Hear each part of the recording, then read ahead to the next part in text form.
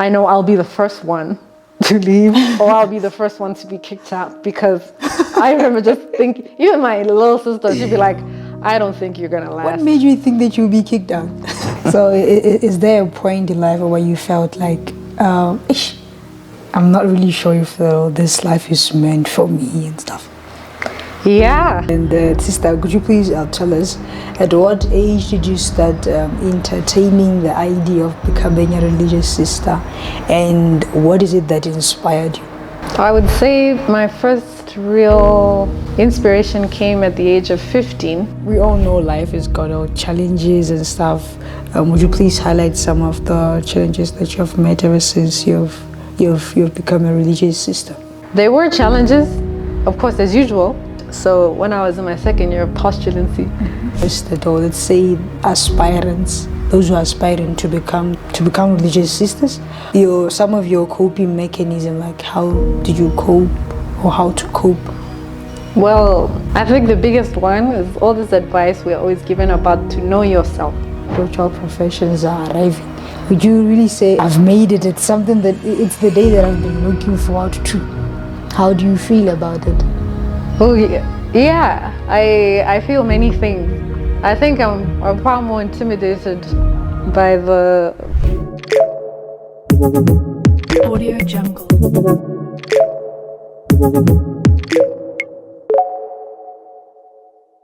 Hi everyone, welcome to the Capsule Talk Show. My name is Sister Pulane from the Sisters of Calvary.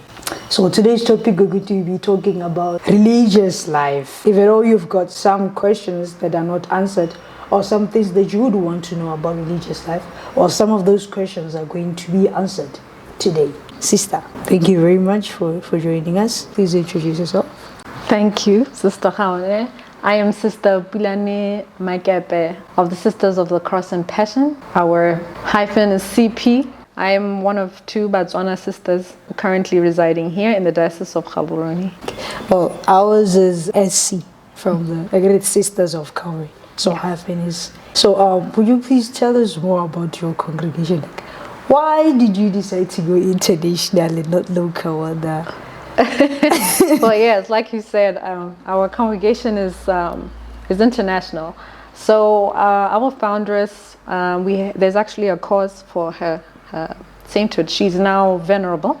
Okay. She's Venerable Elizabeth Prout. Her religious name was Mother Mary Joseph, because obviously she was our first superior of the new order. Mm-hmm. And our official founding day was 1852, the 21st of November, 1852. So the presentation of Mary, that is when our first sisters were clothed in the habit of the time, and it was a public clothing in St. Chad's Church in the city of Manchester. And as you know, during that time there was the Industrial Revolution, and there were many things happening. And in industrial England, Elizabeth Prout was moved by some of the injustices that were happening.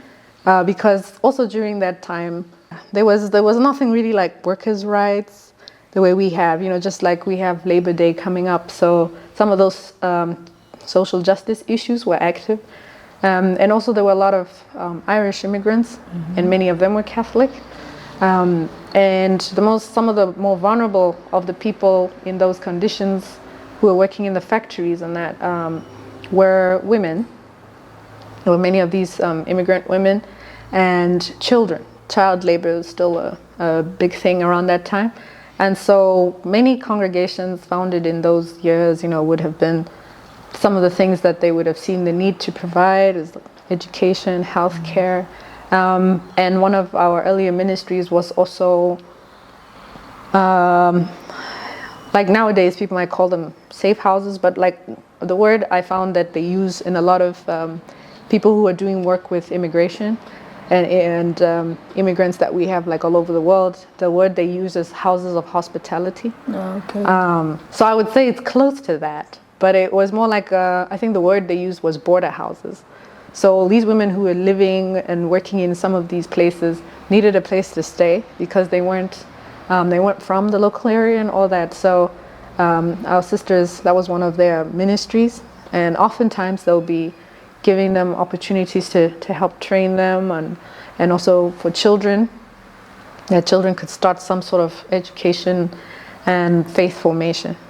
So, and then our foundress, she's actually a convert. She was Anglican, because we believe she's one of those who became Catholic when the Passionist, Blessed Dominic Barbary, when he was re-evangelizing England. He had if you know his story, he's known famously for being the guy who brought the famous Cardinal Newman into the Catholic Church because of his preaching. So we believe she's one of those Catholics who is from like middle, I guess it would be the equivalent of middle class back then, England. They had parents had different expectations for her. Women of her age were doing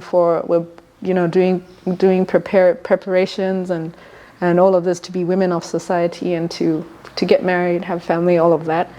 And her father was a businessman, actually.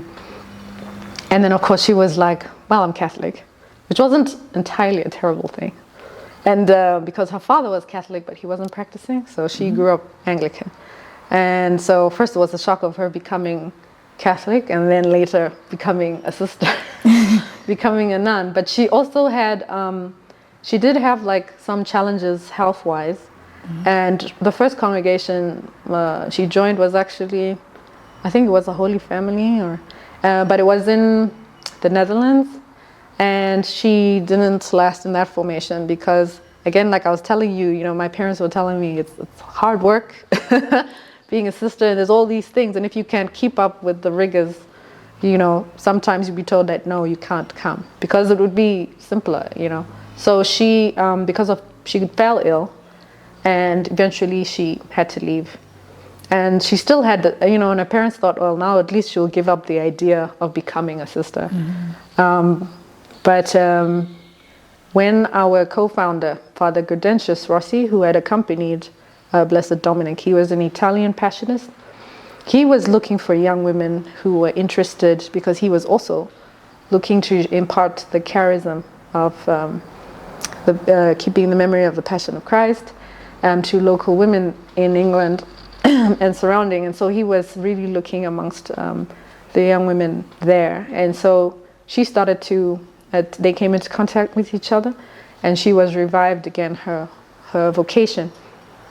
And so eventually she embraced the charism, and they had already just identified that all this work that she was starting to do in the area of Manchester where they were, with women, especially with women and children, but it was also some of the other families and other people there. So some other young women of different classes also started doing the same work that she was doing, because they admired, like, oh, she's doing all these things. And then the first four, after starting their formation and their journey with Father Gaudentius, the bishop, then they had a public mass, and they were clothed in the holy habit. They had a different name. I think our first name was Sisters of the Holy Family as well. But we always had there's always a strong devotion to Saint Joseph and to Mary, and of course, so the Holy Family of Nazareth.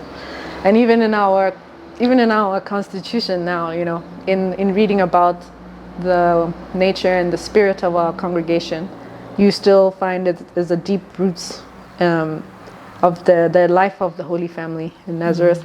That's what we have in the foundation of our community. And also, I noticed that many of our sisters who still had the practice of, because many of them would have been professed when we had this tradition of you receive a religious name when you receive the habit. You would, so many of them, you find there's a lot of Joseph Mary, Mary Joseph, or something, Joseph in there, or so and so Joe, or Mary. Mary features a lot, you know. Me, I already had my third name is Mary Ann, so maybe if we were still following that tradition, or you know, then I would have probably been like Sister Mary Ann something. And now, of course, with the work that she did, and because of her faith, she's now venerable. So we hope she is the inspiration for our newest foundation of sisters in Vietnam. Oh, okay. And they have built their first house, and it's Elizabeth Prout House, because many of them are inspired by her story. The other reason that was, you know, she had although her call was very risky in that time, the work they were doing, even from their very formation, our sisters were formed that, you know, there used to be this thing that like the dowry would have gone into marriage with. This dowry was given to the congregation, or, you know, given to the church. And there's so many different parts of that history because of the culture of religious life in that class society at the time. So now he was somebody who was bucking the trend, and they were, so to speak, and they were, it was that everyone should be able to come and serve the Lord. If you're feeling called to do, if your work, whatever you, if as long as you're ready to use your hands, and we are going to work together, whether you were somebody who had education up to a certain level, like certain women, like who came from her background, or if you were just even if you were amongst some of those women who were working in the factories, who had a thing, but you had this skills, I can do this, I can learn, and I'm willing to walk with you as long as but I'm attracted by that we want to serve and do this work. So it was like everyone should come ready. You don't come with your dowry, you come as you are. So everybody came knowing that we're starting off as equals. So there was nothing like there's the choir sisters and the lay sisters, and you know, the sisters who worked and did this one, or the ones who do the going to the shopping for everybody else. Everybody, whatever work you have in the convent that needs to be done, every sister must know that we are all going to learn to do it. So that and then of course, as we know, Saint Joseph is one of our saints that sanctify work. And that's a holy thing. So I can, that's another thing that helped me appreciate her devotion to Saint Joseph. That was then. So now when somebody wants to join your congregation, what requirements, what are you looking for actually? Yeah, I would say, because now our traditional apostolates had been education, healthcare, like most congregations founded in the 19th century. Now we're saying, you know, because the main thing for religious is to respond to the needs of the time in our apostolates, in our ministry. And the whole thing at the heart of our charism, you know, the spirit of our charism is, I want to make mine the attitudes and options of Jesus, walking in his death, in his passion, death, and resurrection. And internalizing that call personally, and also for us together as a community. So many of us, we walk where our responses are. Some people are still working with women, because obviously the history we have, and also the fact that we are women. There are many needs in those ministries related there. Sometimes it's serving you know, many social justice issues, like working with homeless. And for a long time we were involved also in retreat ministry, which in some cases was with groups of families. Sometimes it was women, and you know, different things. Our sisters now, when they came to Botswana, the mission in Botswana, I think, is the church's mission, which was the founding of our church and the diocese. So I would say many of our ministries were more pastoral. Later on, we were asked to form, to begin the first formation of vocations, local vocations, which resulted in your congregation. sisters of Calvary, Yeah. who also have a very distinct charism.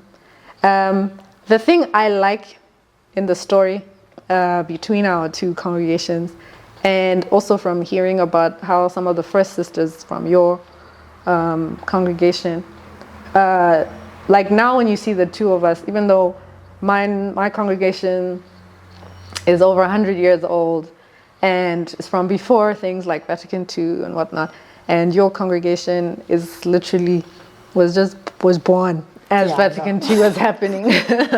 You know, we have found a way to internalize the charism as Botswana, and still following the mission and the passion of Jesus, and but they found a way to make it uniquely your own, and not just so that we're different physically, but like I recognize from the way you, like your sisters, express or share about the charism. I recognize it from even our own expression of our charism, because I'm sure people don't realize this, but the verse that is often read at your profession, Philippians 3, verse 10, it's the opening verse for our covenant on the nature and spirituality of our founding. You know, so all I want to know is Jesus Christ and the power of his resurrection. So, and it's because this charism, you know, it's the charism. The unique thing that St. Paul of the Cross taught all of us is that it's the unique charism of every Christian, because we all walk through it. So it's like for that whole duration of Holy Week, whether you are aware of it or not, you are all passionate. Yeah, that's true. We're all passionate during that time, because that is the birth. That it tells you all you needed to know about this great love of God. So what we say to anybody who is interested in coming to learn or to become part of the community, if you can have that journey and you think you might be open to exploring what that charism means, what it means for you, to say that I want to be a disciple of Jesus, especially in this unique charism, and then making that personal commitment to always making that mind and option of Jesus your own, and then doing it with like-minded people, then you'll be more, the expectation is whatever we are called, because you need to be flexible, so whatever we are called or discern together as community is the ministry we want to respond to.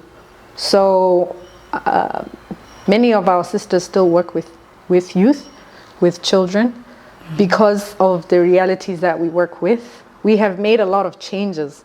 The style of where we used to, like, we don't live in big convents anymore. Many of us live in immersed communities where we live amongst the people.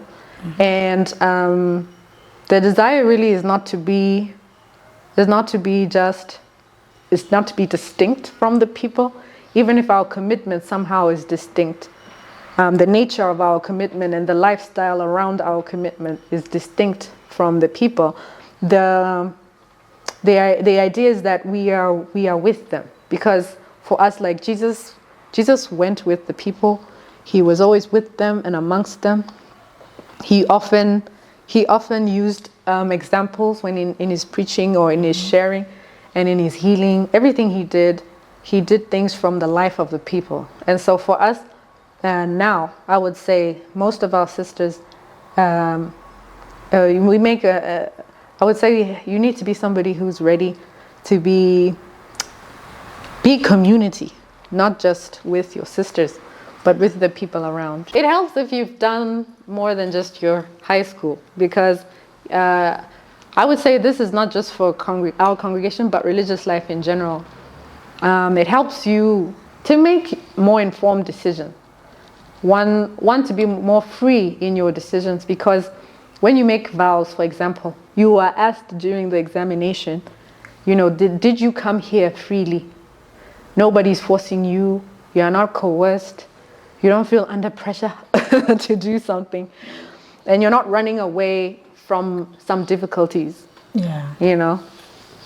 And that's the thing. Is it only for Botswana? No.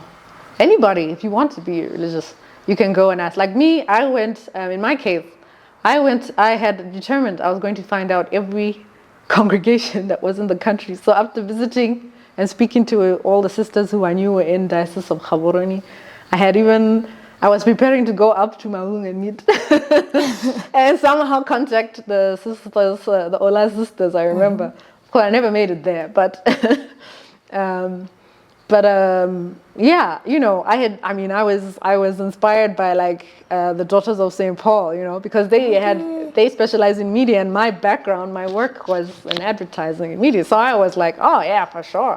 and then I was like, the chances of me getting on a plane and flying to the nearest Daughters of St. Paul's isn't going to happen. But because I was at the time, I was concerned about what work am I going to do? Because my background is not in teaching, and my background is not in healthcare. And and many congregations, they do, if there's need to train you, they will. Or sisters are encouraged to make use of, if those courses and skills or workshops are available.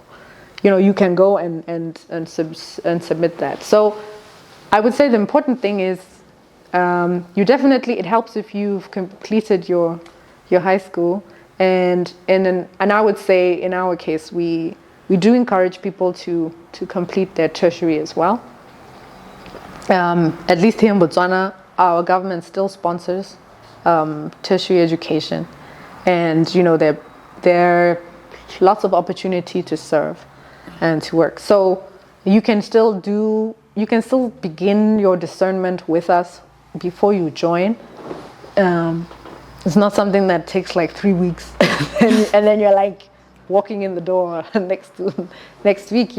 People take time because this is, your formation takes time. Okay, so our oldest, we were founded in the UK, so that's England and Northern Ireland and Ireland.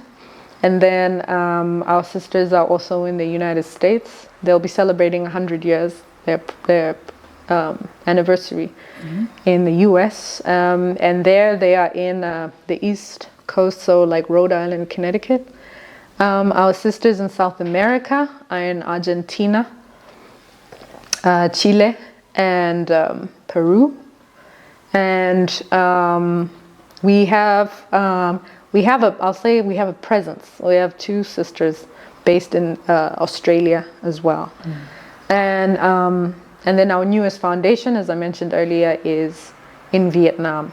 They're in the south of Vietnam. I think they're still in Hanoi. Yeah. Oh, and then here in Botswana, our sisters now, there's just 2 of us. So we are staying in Mitsumutlawe. That's where our house is, but we serve here in the Diocese of Gaborone. You can drop me a message. Please drop me a message on my WhatsApp on my 71352557. Yeah, there's a lot of preparation and contact going on because of the profession and other things. So I do encourage you to text me. The chances of me answering a phone call are going to be tough because of too much, too many cross calls. That's been happening a lot to me. So at least if you text, it'd be easier. The day of the final profession. When is the final profession? On the 22nd, Saturday, the 22nd of June, 2024. Wow, where is it? Where is it being held? So my home parish is the cathedral. And that's where we will be. It'll be in the morning. There's going to be a flyer for the web, which will be shared around, because we hope to have the link for it available, if not during, then at least soon after the profession, because we're international community, most of our sisters will be attending online. And so for friends overseas and other religious and those who've been praying for me and our associates and other people will be able to attend online. So, but it will be, I think it's tentatively starting at 10 a.m. at local time. But yeah, it'll be at the cathedral. And I encourage you all to attend, especially online. And sister, could you please tell us, at what age did you start entertaining the idea of becoming a religious sister, and what is it that inspired you? I would say my first real inspiration came at the age of 15. My dad had been transferred out of the country because of work. He was serving in the foreign service. And when we moved back to Botswana, I was about 9. I was turning 9. So a few years later, when I was 15 and we had been visiting, getting to know more of my family, my extended family, my aunt had invited us to go to a mass here at St. Joseph. There was a special mass. I think it was probably a profession mass, but I wasn't sure at the time. I was more intrigued by everything that was going on, and we thought we are just going to Ramotswa as usual, because you have to pass Khala on your way to Ramotswa. So we had no idea what was happening, and it was the first time I had seen my memorolo in her Saaparo Sambo Meba Anna in her Saint Anne Fidelity outfit, and I was like, oh, okay, so clearly she's the one behind whatever's going on. So I just thought, no, it's like a Thanksgiving mass. And even though the whole thing was in Setswana with my father translating for us, because myself and my younger sister, we weren't speaking Setswana for most of my childhood. The higher you go, the older you go, the better the better the Setswana gets. Yeah. So I was intrigued by all that, and I remember it was Bishop Kosi, and I just remember feeling like, oh, somehow the solemnity of the occasion, and obviously seeing some of the young people who were there from the school, I guess from school and from the family, and also seeing the young sisters. They even introduced a couple of seminarians, and I can't remember what it was that they were doing, but there was a young man and 2 sisters. That's what I remember. And so it stayed with me, and we went back to the convent, Komorene, for the lunch. And obviously that was enjoyable. And we that time we knew Sister Elizabeth, because she worked with my mom at UB for some time. And I knew her from the photos, because we have a photo of her. Okay. And then I met my mom's cousin, Sister Rosemary. Oh, yeah. You're your mother's cousin. Okay. Very small world. Yeah, no, it is a small world. So, I for me, that's what was going on. And I was like, starting to swim around in the idea. And I was trying to remember the last time I could remember sisters from anywhere in my past. And I tried to remember from Sunday school at the cathedral in Harare. And, I think most of those were, I think they were Dominicans, the ones who were there, but they were English. And I remember the priest was also an older white priest. There's a Father John everywhere. So I remember that my first communion was with Father John. And my confirmation was Father John Corrigan, who had prepared us. And then, of course, it was Bishop Kosi who confirmed us. And I just remember specifically the conversation on the way back to the car. It was my dad, me, and my little sister.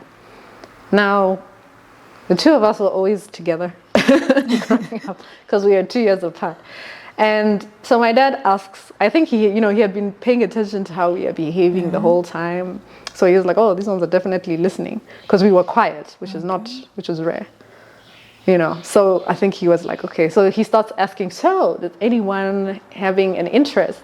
Is there someone? So obviously, I think he must have seen how you guys the interest on my face anyway, because I was like, no, I was now working up the courage to say something, but she spoke before me, and she starts going on. She was like, well, now that we're walking back to reality, to our real life, like even the introduction of it all, and the fact that we were walking away now from whatever we had come to experience. And, she was like, thanks that, you guys brought us here. This was a nice surprise. And probably we had never have experienced that, because, you know, I'm sure like many people outside, we didn't have any of those experiences. And then she was like, I don't know though, for us. And she started putting all these reasons about why, you know, it might not be, why we might not be suitable for something like that. Mm-hmm. And we, you know, she mentioned like, because we didn't go to any Catholic schools, we were in international schools all our lives. Okay. So you'll find many of those schools because of being an inclusive culture. So we were saying, you know, there wasn't morning prayer, but I remember like the school I was in Zimbabwe, in the beginning we used to sing, there was an old national anthem that we used to sing, which I think it's the same tune as Nkosi Sikelele. Oh, okay. So, you know, and you know, when you're used to singing something in a language that you don't understand, you know, you don't realize the significance of some of the stuff.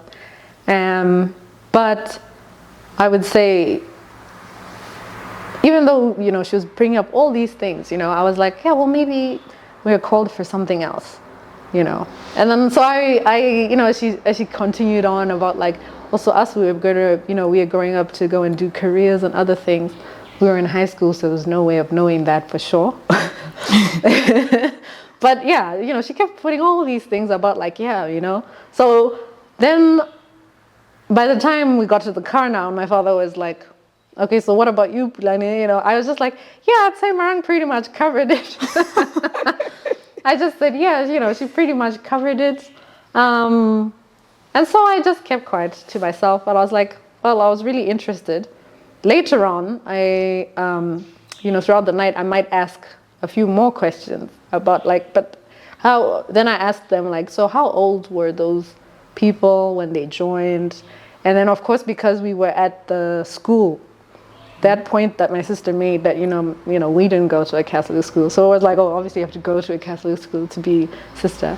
No better now. So there were all these, there were all these reasons which made sense. And, you know, so that was the first time I was both inspired and then quickly brought down to earth. Or so I thought, I'm being brought down to earth. And so I just tucked it away again until well into my 20s. Fast forward to when I was in my mid-20s. Yeah. I was completing my MBA. And so during that time, I had, because I'd left my work, I'd been in a high-pressured job. And I had started to be like, oh, you know, now I'm grown up, I have to start making decisions about being what sort of adult I want to be with responsibilities now in my 20s and stuff. So I started going to mass on my own.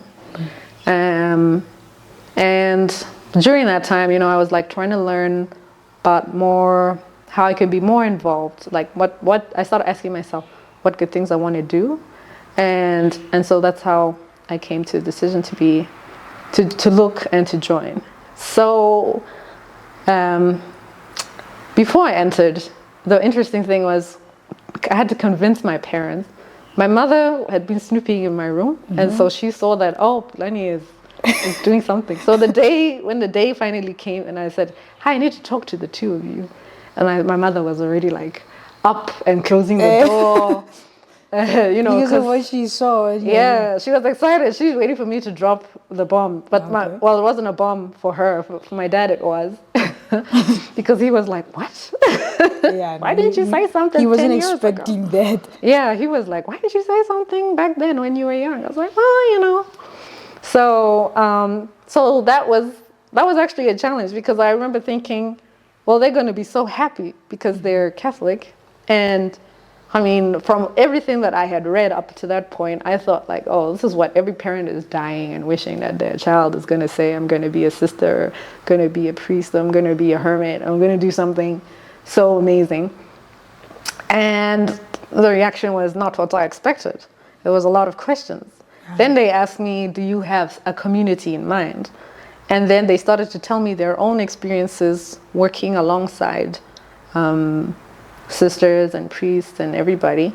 And luckily for me, they mentioned my congregation, because many of the sisters during their time were sisters from our congregation. Yeah. But my parents were, their early school years and stuff, it was before World War II or during World War II. So in my mom's case. But like for my dad, you know, the school here in Ramadan at St. Conrad's, it was mostly Dominicans. So they remembered some of those sisters and what they were like. And the thing about all the congregations that they did know, they said, you know, it's going to be a hard life. Like, you are going to have to work, and not just work like the work you're expecting to do, Pulane, but like sometimes it might be physical work, and there may be things that you have to do because of where you are going to be serving, like the people you might be working with. And they said, and honestly for us, we've lived that life and we've been with that, and you know, that's our background. But like, we worked hard so that you don't have to experience some of those things. Now you're going to have to experience some of those things. And I was like, yeah, but that's just part of growing up. So of course I was like, no, I will try. And then I said, I mean, if I'm doing a terrible job, they'll tell me no. And if I'm making it, then they'll say yes. Then we're like, so in the end, you know, they were like, fine, gave me their blessing. And then, of course, I joined later. So we all know life has got all challenges and stuff. Would you please highlight some of the challenges that you have met ever since you've become a religious sister? There were challenges, of course, as usual. There's always somebody who's telling you that of all the challenges. And so I was like, you know, then I started developing this habit that before each next stage, so when I was in my second year of postulancy, there was one priest who was here he was the rector of the minor seminary at the time, and I can't remember which event it was, and he was dropping me off, I think he dropped me off on his way to Ramoja, I think, by this mall, Game City. Game City. Yeah, by Game City. And I remember asking, because now I was like, well, you might as well tell me what am I going to meet up with now in novitiate? Because I was like, I'd rather hear the horror stories before. Before, yeah. And you know, he said, well, you need, you know, and everything you'll be told, you know, prayer and perseverance, and you know, it'll sound so, even no matter how young the person is, it'll sound so like so dreary or whatnot. No, that's true. Yeah. But it's true, you know. In the end, it is true. So I hope I don't sound very old and dreary when I say, you know, prayer and perseverance.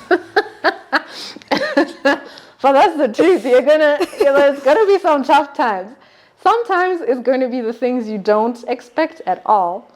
But one thing, I remember one thing that he did tell me, that he did warn me about, like, you know, sometimes you might feel that you're getting resistant, or the challenges are coming from in your community, which can happen.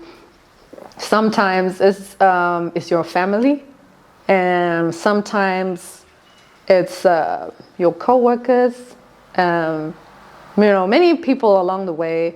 Sometimes I will also say, from my experience now the hidden experience, now with, you know, hindsight, I was like, sometimes the challenge comes from ourselves, because it's not just you discerning with your community and with God and all that. Sometimes it's the yes is not from their side. It needs to come also from you, because at any time you can be the one that says, actually, no, not today. Yeah, that's true. Yeah. Like, no, not today, not anymore. And so, you know, prayer does help, and just, I think, being aware, and so for me, that's one of the lessons I learned. And some of the sisters along the way, and other people, older people who've been in this life longer, they will always say, one of them was always saying, one day at a time. And you know, now I get that. Before I was like, oh. I did not get it. So now you now understand what they meant is like one day at a time. Yeah, because sometimes you do need to tell yourself. Sometimes you have to tell yourself one thing at a time. And because I've had that experience, at least I had this experience from work, you know, because before I entered, when I was very young, you know, in our a lot of our work culture, especially in marketing, and that you have pressure to be like, oh, you know, I have to be the best, and it's also we have to be the first, you know, and you have deadlines like crazy, and you know you find like the best idea or the best thing to be published or to be broadcast. It was the one that happened earlier and earlier and earlier, you know, and so that can get into the rest of your life if you're not aware into your other areas of your life. And I did have this experience where even my own body was like, right, if you don't stop in about 5 seconds, I'm switching you off right here. And I remember I was in a bank and I just left the bank and I went back to the office and I said, I need to go home and rest because I can feel what I'm about to faint. You know, so that was an experience that, you know, so now when I got this message now finally about like one day at a time, it's like, yes, one day at a time. Would you really say that all these challenges, like they helped you to become who you are now, somehow? Yes, I will, because one thing, you know, especially if you do get sick or anything happens and you now have this time where you have stepped back, you now, you know, because you'd be tempted to think about what made me sick in the first place, and you know, what can I do to prevent it the next time? Okay. You know, sometimes let's say you fall sick and you're like, oh man, I don't want to be stuck here. Like many people had this, I think, during COVID, where you know, there was that whole thing. I remember we were all told here in Botswana, you were all told, decide where you want to be for the duration of lockdown. And so many people were given 3 days, and I used to laugh because I thought of all these people who they were packing their things to go back home to faraway places, from Gaborone, from Lobatse, to go far up north to Bomahu. Like, I want to go and be locked down there, you know? And then, of course, then we were all in the experience of lockdown, because we're all used to holidays that are like 2 weeks, maybe 3 weeks. Then you are expecting to be able to go back to work. And now here we were, stuck wherever we were. And I'm like, I can't go anywhere at all. I didn't choose wisely, you know? So there's that thing that, you know, but you'll be like, I have to realize who I am and who I am with, you know? So I would say that helped me a lot. That helps a lot to be aware of who you are all the time. And, you know, like those prayers that we start to learn that maybe we didn't use before in our, like in postulancy or even during candidacy, where you're taught to do like the daily examen. You know, even if it's just like maybe you get around to doing some of it on retreat or wherever, that really helps, because you realize like, the person I am today, I was very different from the person I was 2 years ago. Or I now have an appreciation. I realized there was this challenge I personally had that probably prevented me from doing certain things. And now I realize I can do that. And I didn't even know that I was developing this. Maybe, let's say, like maybe it's some personality trait or something. Then you realize like, oh, this does not trigger me, or this does not affect me the way it used to affect me before. You know, I don't have I feel more comfortable now to talk and to do certain things like maybe you weren't doing before. Yeah. And you don't realize that something has been working in the background. And then when you do this, when those moments when you have that, then you realize like, oh, actually, this was a good thing. This experience that I thought this is going to be so bad, or they didn't tell me about this challenge and it's going to be so bad. And then you realize like, no, actually, I overcame it. I can do it.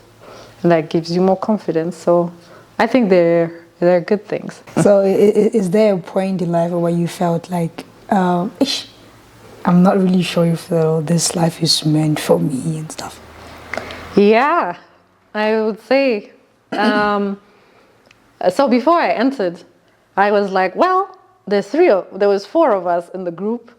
And then the last one, she came to the day when we were given the forms and we were told all we have to do the letters we have to write to ask for entrance. And so that's when she decided to tell us that she's not joining. Okay. And, you know, the rest of us, we all, you know, we just assumed that now that the four of us actually came for this day, it means that we're here to join. Yeah. But I guess she it was her way of letting the sisters know that she won't be continuing. And I remember saying, I was like, well, I know I'll be the first one to leave, or I'll be the first one to be kicked out, because I remember just thinking, even my little sister, she'd be like, I don't think you're gonna last. What made you think that you'll be kicked out?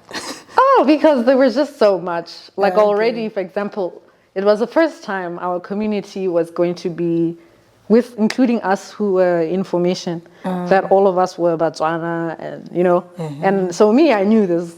Even though we are all from the same national culture, you find that there's always there's still intercultural things because of our tribe or that's our true. background, and like maybe those of us who have grown up in different parts of the country, we communicate differently.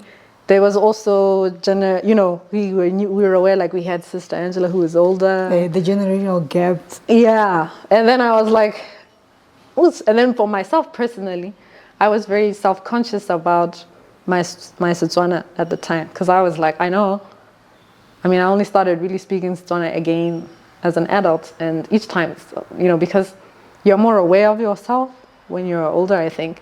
You can hear when you say or do things wrong, and so you become, I think that shakes you. Yeah. So I was like, no, for sure, I'm going to be the first one. I'm going to be the first one. They're going to ask us about certain sins or whatever, and this is all the stuff that was in my head, just like that day where I assumed a lot of things. I was like, I'm going to be like clueless and what. So I had all these reasons, but the time when I really was like, is this really a good idea? I would say it was just before my first profession. Mm-hmm. So the last sister who had been asked to come and accompany me, they're actually the last two. So one was coming to talk about, because that was around the time, it was before Laudato Si, but there had been already this creation spirituality and care of the environment and very big social justice issues. And they had many of our sisters, because they're in countries where that is part of the national conversation. So that made me aware about a lot of things, you know. And so I remember thinking like, my goodness, I won't be able to do any of this. And maybe this is, because I was thinking to myself, like, there's a particular young woman who would be doing this. Mm-hmm. And I was like, and I still have all of these things that is my baggage from the past. And there are still things about my life, you know. So I was like, there's a lot that will make me very, very much maybe a target, maybe not even, I will say the wrong thing, even if it is the right time. You know, I could think of so many things that I was just like, yeah, no. Maybe I should really rethink this.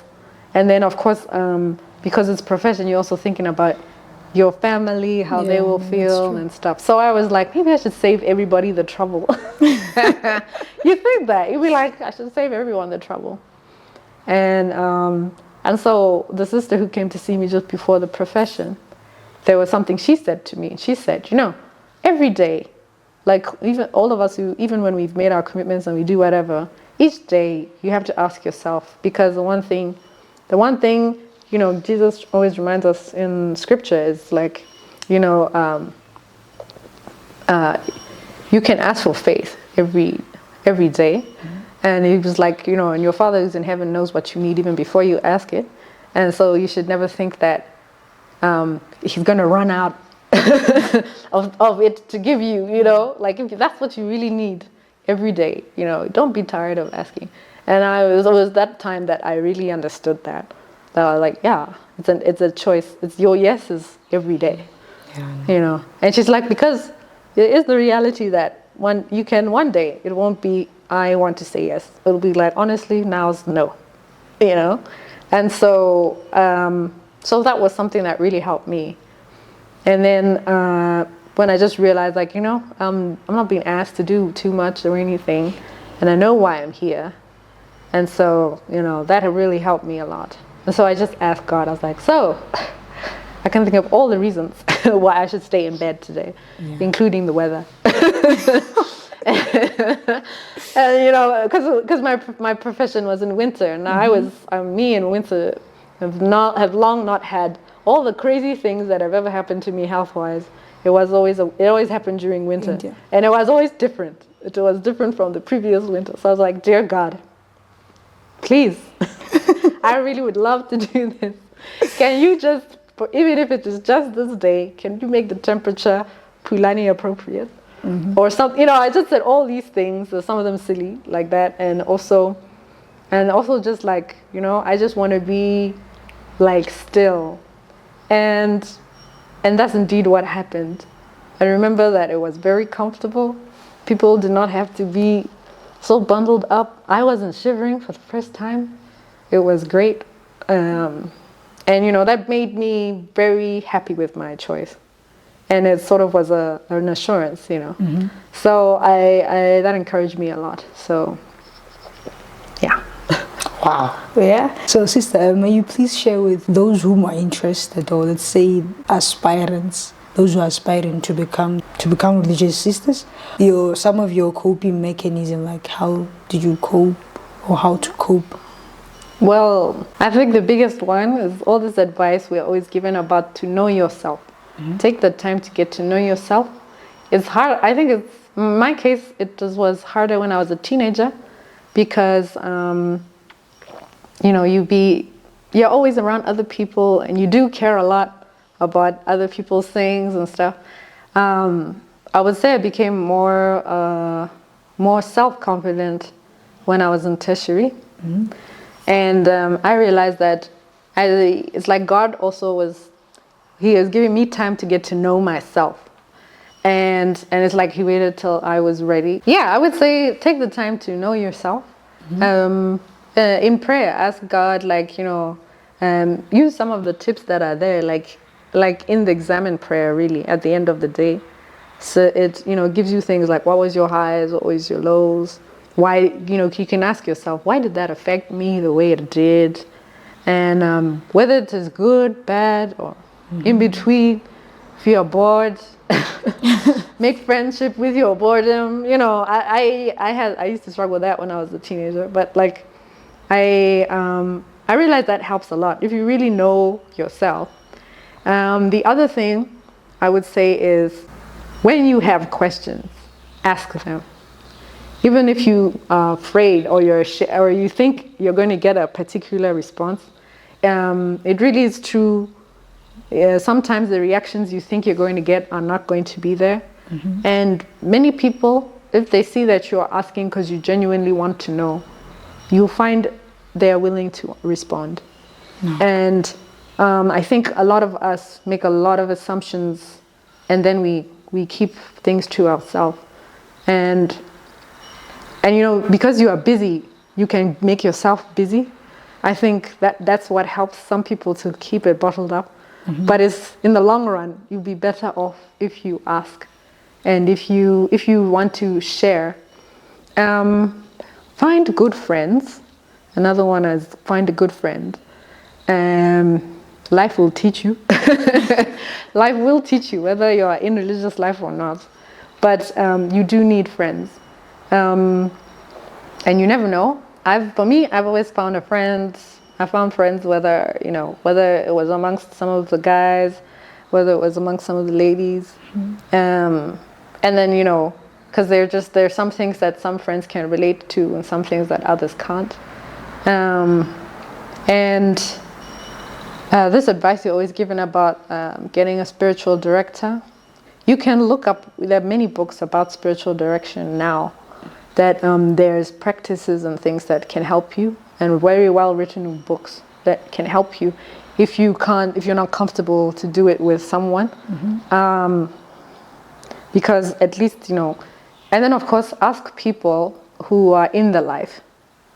If you find somebody who's approachable, or if you feel I don't want to go to the ones I know, let me go to somebody who's a stranger. because they can't not answer your questions, and they can't not, you might feel comfortable because it's like, a bit therapeutic sometimes. You're bouncing off the things in your mind, or the tough questions you have that you don't feel comfortable even asking somebody you're very close to. Maybe if you have that blessing, you find God uses somebody in graced moments like that, and they give you exactly what you needed to hear, and the answer probably that you were looking for. So, yeah. Okay. So your final profession, your perpetual professions are arriving. Would you really say it's like I've made it? It's something that it's the day that I've been looking forward to. How do you feel about it? Oh yeah. I feel many things. I think I'm far more intimidated by because I'm expected to give a speech. I'm expected to give a speech. So the speech part. Yeah, because you don't always know who's going to be there. Yeah, no, that's true. And in my case, I didn't know where and when. I had a suspicion though, because I was like, the absolute last time will be this year. I knew that, so I was like, and so thanks to COVID, there was a lot of uncertainty about like giving this final talk. It's one thing giving the talk if I had to make my final profession in the US where I was after COVID, because that's different. It's different. I would have been imagining some of the people I'm addressing in that. Now even though I part of me is very happy that I get to do it home, where I started my journey. I think I'm more nervous about like, God, what do I really want to say? So I'm praying for the Holy Spirit to take control on that day. But in terms of my commitment and the vows, I would say that even though from the very beginning, each time I would tell myself, well, the worst thing I can say is no.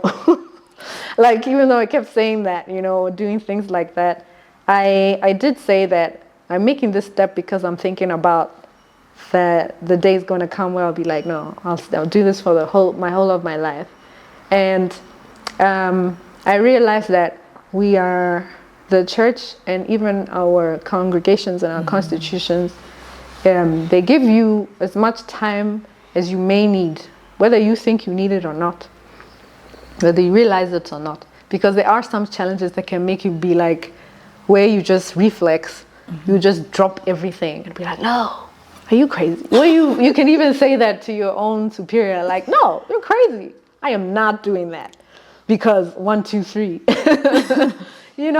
and you think I can never, but it shows you that this thing you really have to ask yourself. So I always like, at least for me in the beginning, I said, well, ultimately, this day is going to come. And then of course now I know that after this day, it's like, well, the beginning of the rest of your life, as some people say, the beginning of the rest of your life.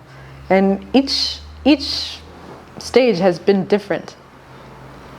There are some things that definitely were better in some stages than others, but you have no idea what it's going to be like or anything. But I'm looking forward to it, and I'm happy that at this point in time I know that I'm fully sure of my intention. It's different from when I was making my first profession. That's for sure. Like the doubts are far less. Yeah. All right, sister, I would like to take this moment to thank you for joining us today on the show. It was nice having you. It was nice being here. Yes. Okay. That was Sister Pulane. You are watching Capsule Talk Show. Until we meet again.